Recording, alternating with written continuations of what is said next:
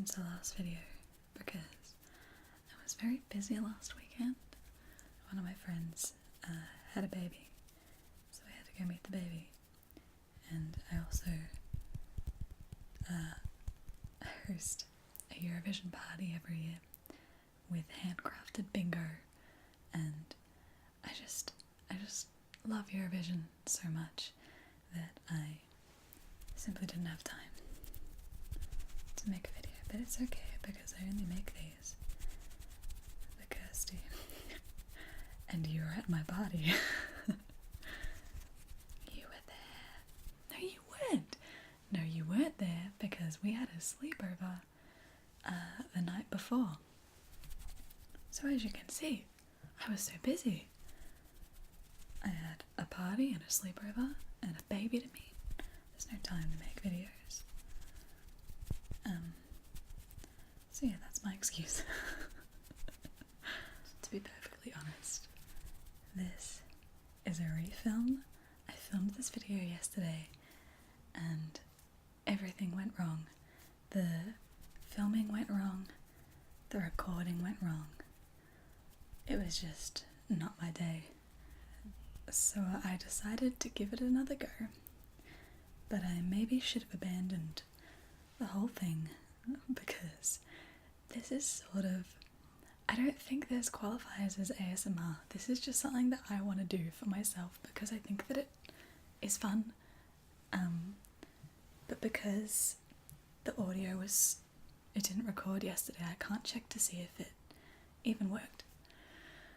Moral of the story is, today I'm going to try and do a saxophone and guitar ASMR. I just got the idea in my head months ago, like way before I started actually making videos, that it would be really funny if I could get saxophone incorporated into ASMR because it's not a subtle instrument, it's very loud. It's, I mean, I guess you can play it in a soft, beautiful way, but it's not ASMR sounds. So I wanted to see if I could find a way to make some ASMR noises from it. And then I thought that I'd try with a guitar after that as well, because if nothing else, guitar is at least soothing. It can be. I've been playing alto saxophone since I was 12 or 13, when I was in year 7 in high school. And I still have the very same one, and it is right next to me. I'm going to introduce you. This is my case.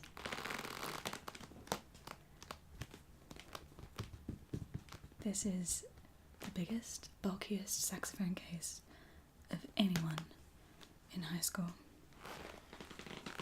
It was a really big deal for me to get this because, musical instruments are expensive and we didn't have that much dispensable income, especially with 3 kids. I'm very lucky that my parents have always supported my brothers and mine, our musical endeavours. My little brother plays the drums, my big brother plays guitar and piano and the drums and I don't know what else. And I play saxophone, guitar, and a little bit of piano, but I can't read sheet music while I play piano because I've never had a lesson, so I don't know where I'm meant to put my fingers, so I have to look at what I'm doing, and I have to memorize songs and then play those specific songs. There's like 5 songs I can play on piano, but they sound good. I'm gonna bring out my saxophone and introduce you now.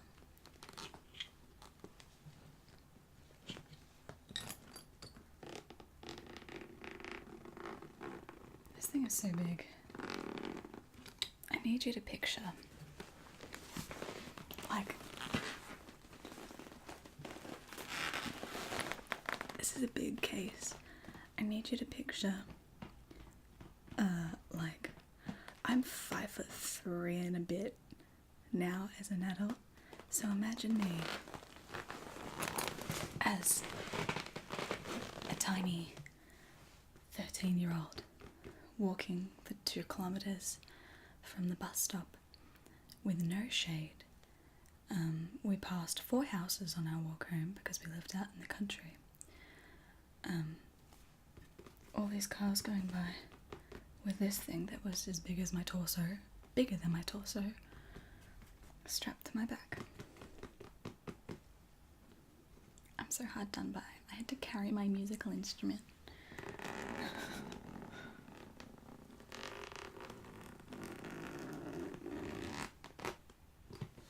Because it was such a big decision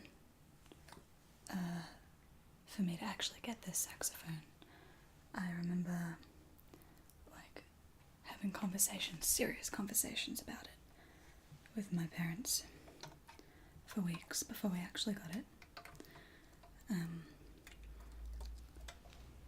Because a guitar you can get, if you're wanting to learn guitar, you can get a cheap one. You can get one for under $100 just to start with, to see if you'll even stick with it, but you can't really do that with a sax.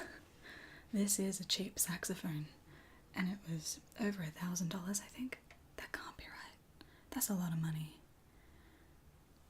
It was expensive anyway, so we really needed to have big discussions of the expectations, how long I would play it. If I didn't like it, I had to keep playing it, which is fair. It's not a harsh punishment. It's very understandable. But, yeah, we got a cheap, what are you? A Lamont. Everyone else had Yamahas. And I got my Lamont, but mine has engraving on it, so yeah. So this is considered kind of like a beginner's saxophone. It's an alto, I don't know if I mentioned that.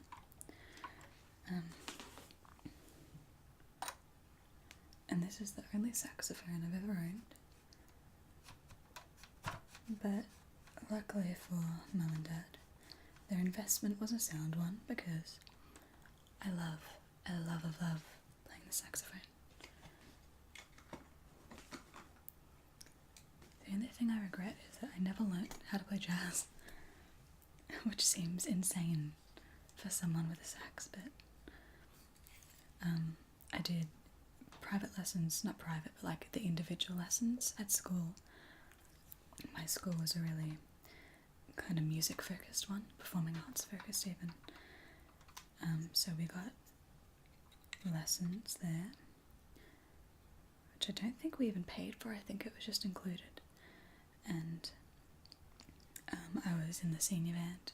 They put me in the senior band immediately. I don't think I was in the junior band because they really needed some second altos in there, because they'd all graduated the year before. I think they had one alto left.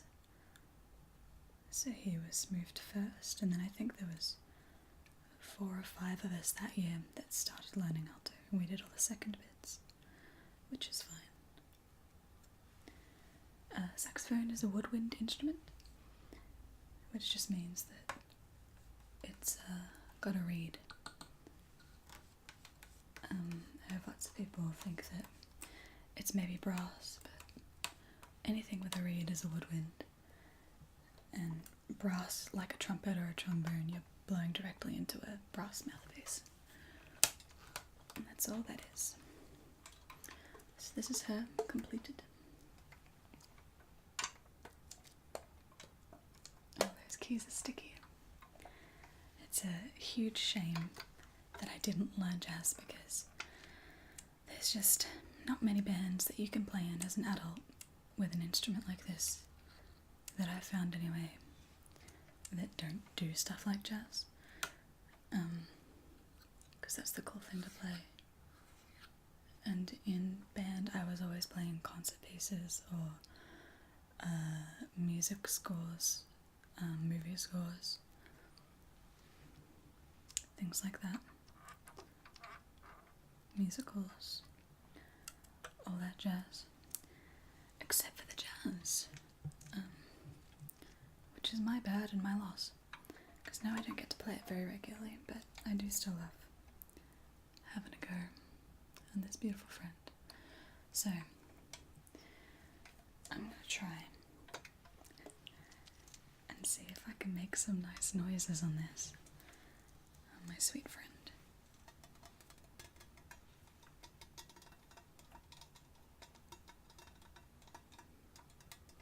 Fun fact about alto saxophones, they don't have a spit valve.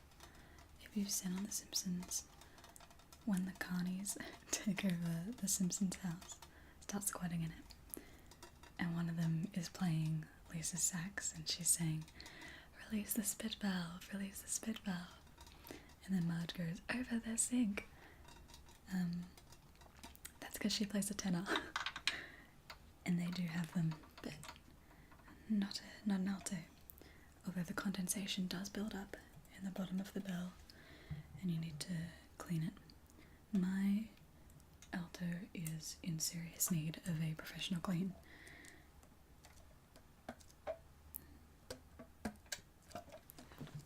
And listen to this.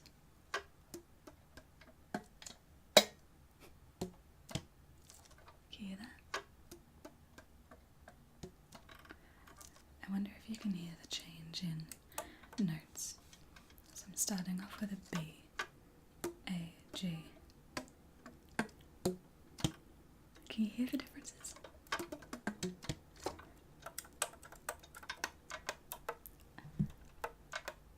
While these are undeniably sounds, I don't think they're soothing.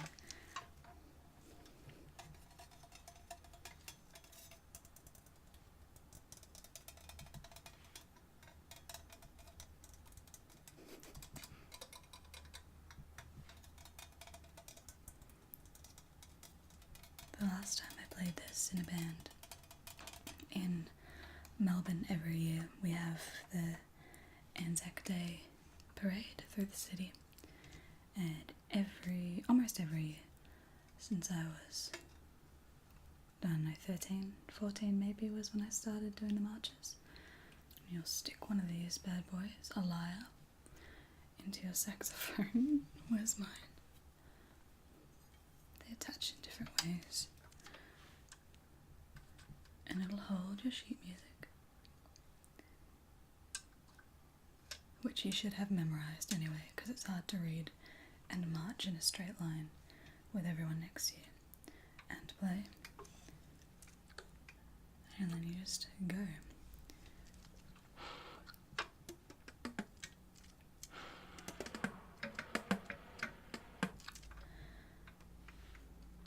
But yeah, that was the last time I played, was in the Anzac Day March, not last year, but maybe the year before. This lyre has actually been nicked from my high school. So, Claudia Barker, notorious leader of the band and the music programs at QE. If you see this, I'm sorry. And if you'd like it back, I'd give it back. She's a legend at that school. She's mellowed out as she got older, but she's been there for like over 50 years. Is very, very passionate about music, and was seen as very strict. But she taught me everything that I know, and she always liked me, so I didn't need to be as scared of her as some of the other students.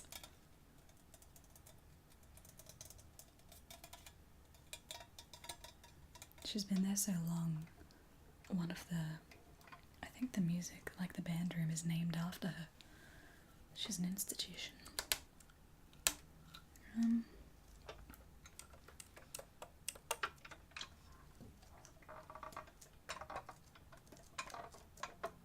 I thought that the buttons would make nicer noises than they do, but I feel like that's not a nice noise.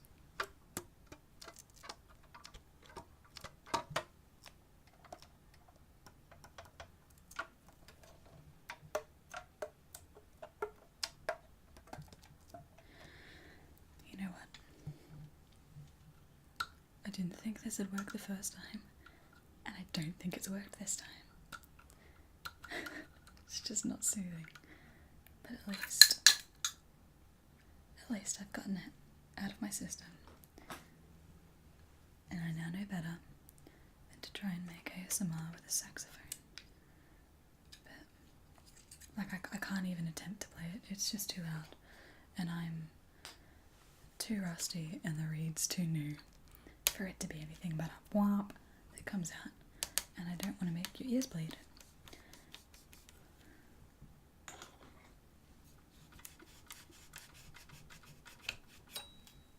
Ooh, that's a good noise.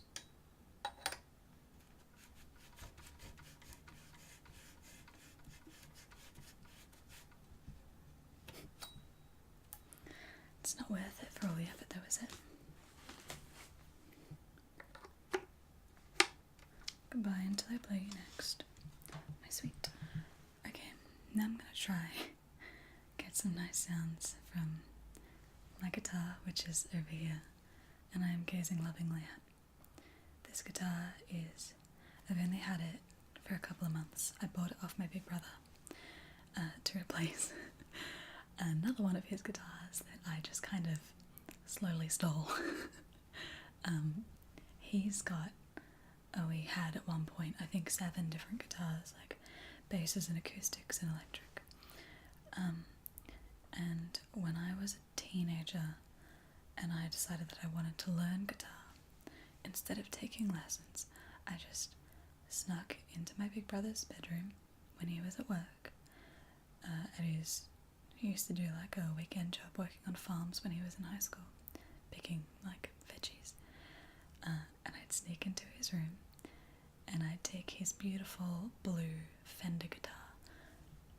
It was an acoustic. I don't have a picture of it. I don't know why I would in my immediate vicinity, but it was a beautiful thing and I learnt on it. And when he moved out of home, he took his newer guitars, his nicer sounding guitars, which is fair enough, to his share house, and he left a couple of his guitars in the family home for when he came back to visit, which meant that he left the blue one.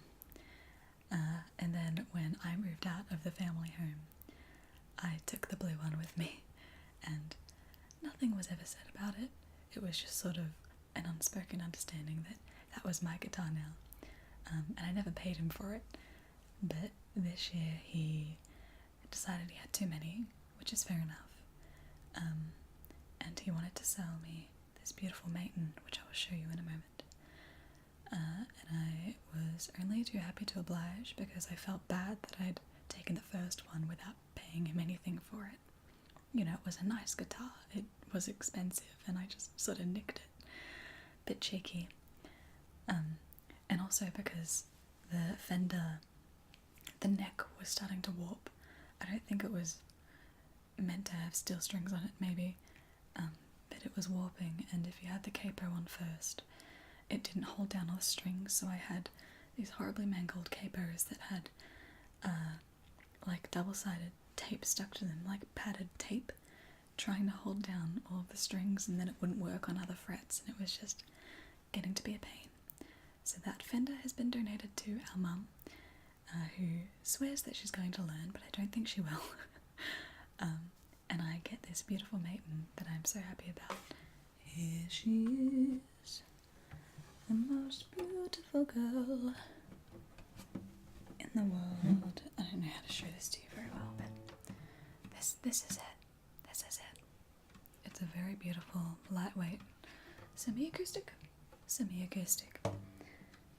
guitar. And I'm very happy that I own it. Officially, it's been paid for, it's mine, it's not Lachlan's.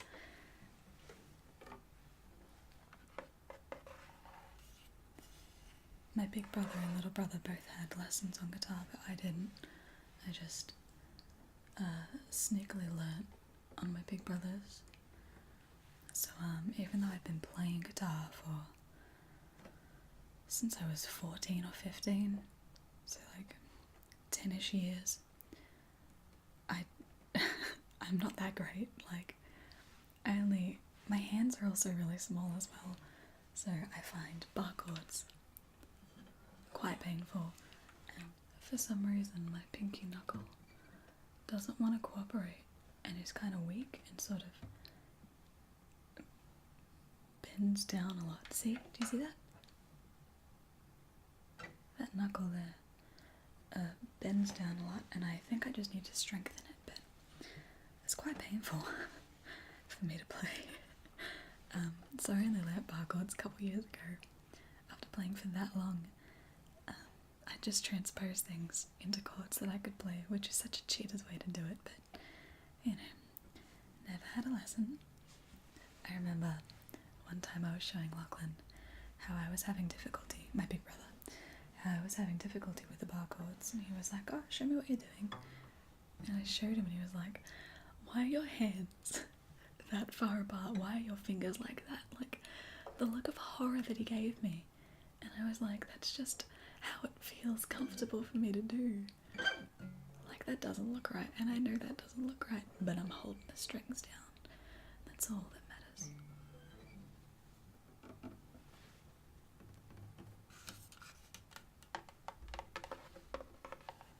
You'll notice when I tap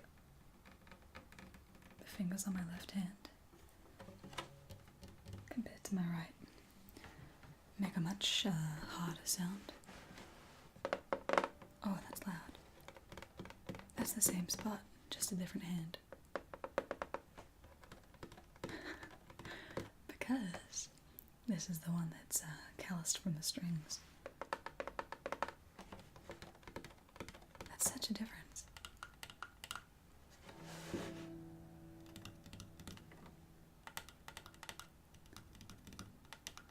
That's not nails, that's just...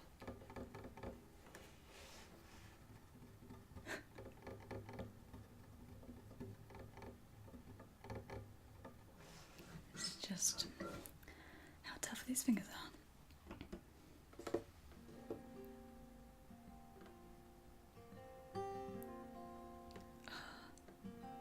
I'm trying to play really softly.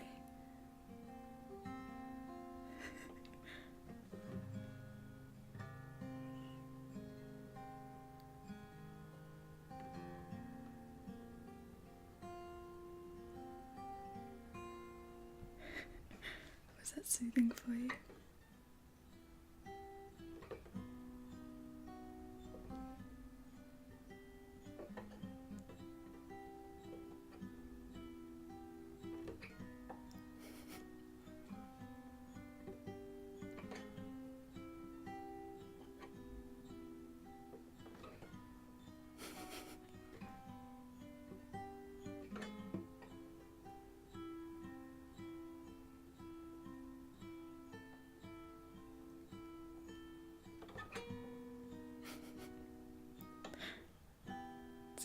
All the noises that the microphone picks up that you don't hear. A, when you're playing at the normal speed. B, when you're playing at the normal volume. Like, all these. Just like the fingers unsticking from the frets and sliding around. That's not a comforting noise.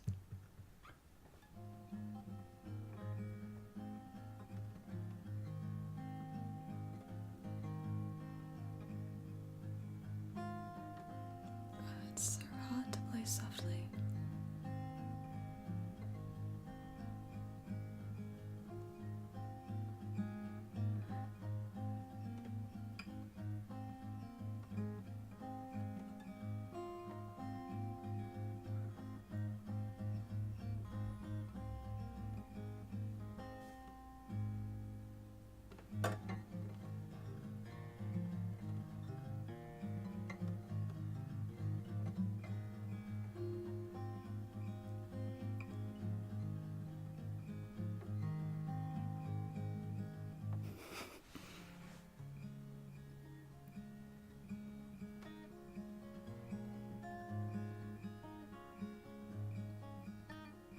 This isn't ASMR, this is just me playing a guitar.